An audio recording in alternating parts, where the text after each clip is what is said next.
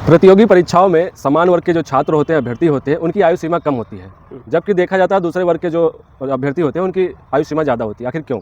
Uttar Pradesh constable भर्ती में ये मामला व्यापक तौर पर सामने आ रहा है। लोग प्रश्न चिन्ह उठा रहे हैं, सवालिया निशान खड़े कर रहे हैं कि देखिए अन्य वर्गों के लिए आयु सीमा इतनी है, ज़्यादा है, हमारे लिए कम है। क्या प्रकृति ने ऐसा कोई भेदभाव किया है उनके साथ कि आप 28 साल में बूढ़े माने जाएंगे और 23 साल के हो जाएंगे, तो 28 साल में आप जवान हैं और 23 साल में बूढ़े हो जाएंगे? कुछ विशेष तोहफा आपको कुदरत ने दिया है?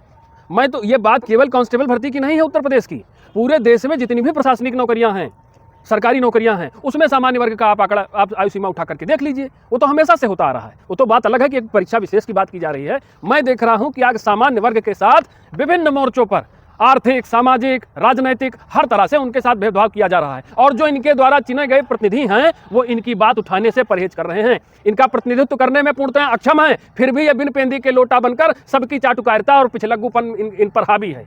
मैं आपसे बस यही अपील करना चाहता हूँ, सामान्य वर्ग के लोगों, आपको मैं जगाना चाहता हूँ, ये बताना चाहता हूँ कि 2% की आबादी वाला नेता 2% की आबादी वाला नेता दमदारी से अपनी बात सदन और विधानसभा में कहता है।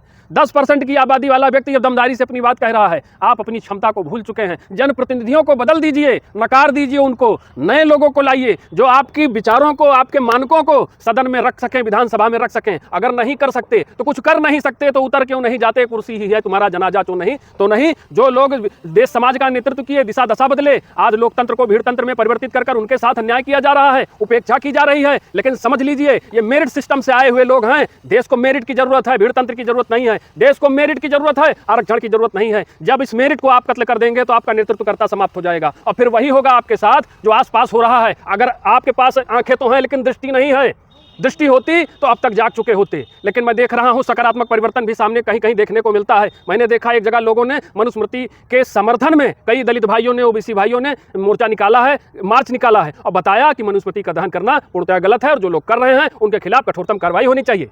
अभी आपने कहा कि मेरिट की आवश्यकता है, आरक्षण की आवश्यकता नहीं है, लेकिन जो देश के नेता हैं वो तो आरक्षण की बात कर रहे हैं। वो तो आरक्षण पे पुरजोर जो है उसका समर्थन कर रहे हैं। जो उसमें सांसद विधायक बैठे हैं वो लोग भी समर्थन कर रहे हैं। तो आखिर आरक्षण के खिलाफ है कौन?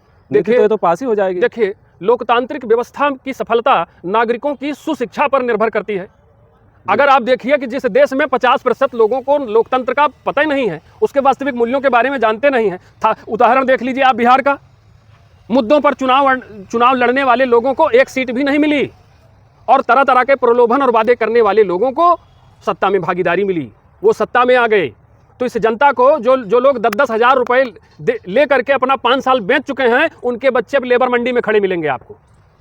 तो मैं आपसे यही बताना चाहता हूं कि जो लोग आरक्षण की राजनीति कर रहे हैं वो देशद्रोही हैं सीधे तौर पर। लेकिन हमारी कानून व्यवस्था ऐसी है कि उनको सजा नहीं दी जा सकती है।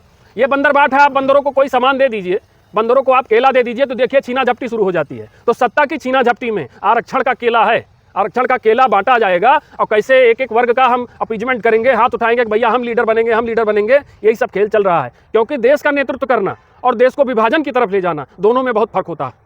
आपने कहा कि आपकी बातों से लग रहा है कि आप आरक्षण का विरोध करते हैं। निश्चित तौर, लेकिन जो इससे वंचित तबका है, जो पिछड़ा है, उसको आखिर मुख्यधारा में कैसे लाया जाए? पहली बात, जो लोग पिछड़े हैं आर्थिक रूप से, सामाजिक रूप से, जैसे भी, ऐसी कौम, ऐसा समुदाय, समाज आपको दुनिया भर में हर देश में मिलेगा, हर क्षेत्र, हर प्रांत में मिलेगा। तो ऐसा नहीं है कि आप पिछड़े हैं तो अगले आपके पिछड़ेपन का जिम्मेदार हैं, उनको आप फांसी पर चढ़ा देंगे तो आप आगे चल जाएंगे। प्रतिभाओं को मारकर आप प्रतिभावान बन सकते हैं क्या? आपको अपने हिस्से का प्रयास करना पड़ेगा, अपनी जमीन खुद तैयार करनी पड़ेगी, अपने आप को सामाजिक स्तर और आर्थिक स्तर आपका मजबूत हो, इसके लिए आपको स्वयं पहल करना पड़ेगा। आरक्षण का कटोरा लेकर के आप कहाँ भिक्षाटन करेंगे? क्योंकि क्षमता और प्रतिभा ये बाजार में मोल नहीं बिकती है कि आप जाएंगे और खरीद कर घर ले आएंगे। तो सरकार आरक्षण के बजाय ऐसी क्या व्यवस्था लाए जिससे इनको मुख्यधारा में लाया जाए? आरक्षण के बजाय हर व्यक्ति को बेसिक सुख सुविधाएं आप दे दीजिए, सोशल सेक्टर स्कीम्स लेकर के आइए। अगर आपको लगता है आदिवासी पिछड़े हैं, दलित पिछड़े हैं, ओबीसी वर्ग में कितने लोग क्रीमी लेयर में हैं, लेकिन वो अपनी जगह छोड़ने को तैयार नहीं, नुकसान किसका हो रहा है? आरक्षण का सिर्फ बिना समीक्षा के जो नीति चल रही है, बिना सरपायर की जो नीति है, जिससे केवल आरक्षण की वकालत करने वाले लोगों को लाभ हुआ है, वो मुख्यधारा में आ गए हैं। आरक्षण के नेता मुख्यधारा में आ चुके हैं, लेकिन आरक्षण जिनके लिए दिया गया है वो आज तक स्वयं को मुख्यधारा में नहीं मानते हैं। सर्वे कर लीजिए, आज भी स्वयं को पिछड़े बताएंगे, वो अगला नहीं बताएंगे। अरे आपको उनमें स्वाभिमान जगाने की जरूरत है कि उद्यम और पुरुषार्थ के दम पर व्यक्ति आगे बढ़ता है, भिक्षाटन करके नहीं बढ़ता है। हम लोग हैं कभी स्वयं को पिछड़ा नहीं मानते किसी भी पैमाने पर, ना आर्थिक रूप से, ना सामाजिक रूप से, ना राजनीतिक रूप से, क्योंकि हमें पता है हम जहां जाएंगे अपने कृतित्व, अपने व्यक्तित्व, अपनी क्षमता, प्रतिभा के दम पर कहीं न कहीं स्थान बना लेंगे।